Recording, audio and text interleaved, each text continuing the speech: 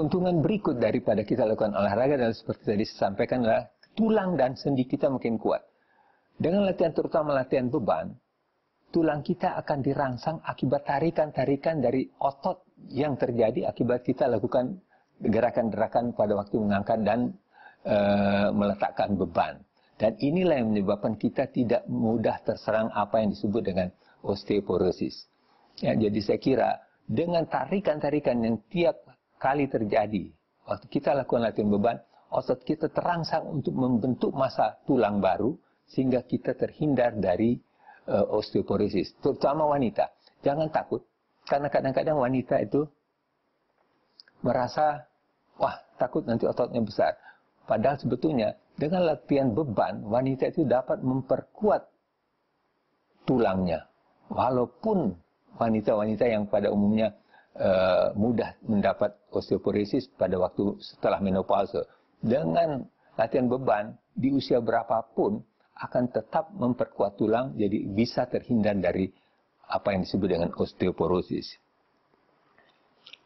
Sekarang kita coba bicara sedikit tentang manfaat dari olahraga terhadap hormon. Mungkin tidak semua, saya akan bicarakan beberapa hormon yang sering kita dapatkan pada waktu kita olahraga. Dikatakan bahwa banyak proses-proses ketuaan yang terjadi akibat kekacauan hormon atau disebut dengan hormon imbalance pada waktu kita sudah di atas 40 tahun. Diketahui bahwa di atas 40 tahun hormon kita mulai menurun kurang lebih 25%.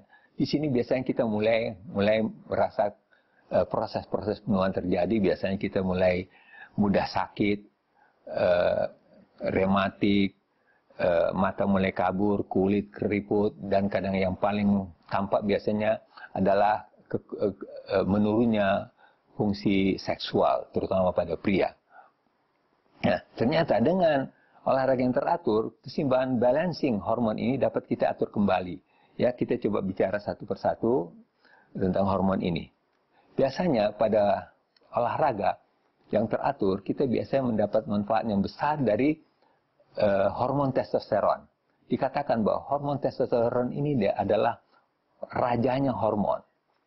Ya, kadang-kadang bahkan sering disalahgunakan. Tapi kita akan bicara bagaimana secara alamiah hormon testosteron ini akan membantu tubuh kita untuk berfungsi lebih normal.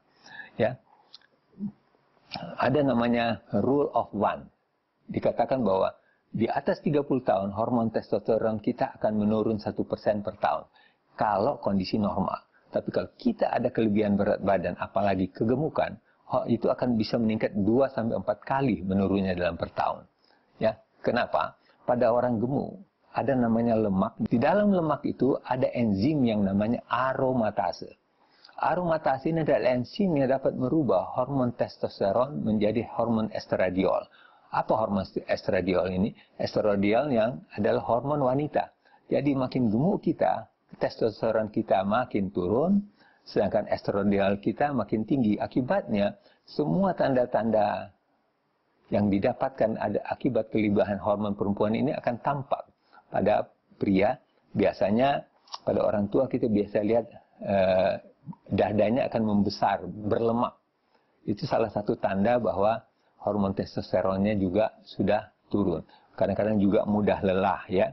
Yang jadi ukuran sebetulnya yang paling kita harus perhatikan adalah kegemukan central obesity. Adalah kegemukan penimbunan lemak yang terjadi di perut.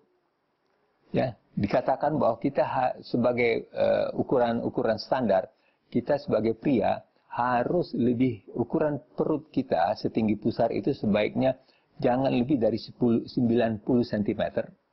Sedangkan wanita jangan lebih dari 80 cm. Dengan akibat lemak kita mudah-mudahan masih dalam range. Kalau bisa lebih kecil, jauh lebih bagus, ya. Selain itu juga diketahui bahwa dengan latihan olahraga yang benar, kita dapat kesempatan peningkatan hormon testosteron dari awal sampai 3 jam setelah latihan. Jadi tubuh kita mendapat kelebihan testosteron untuk mengatur metabolisme tubuh kita 3 jam lebih bagus daripada orang yang tidak melakukan olahraga.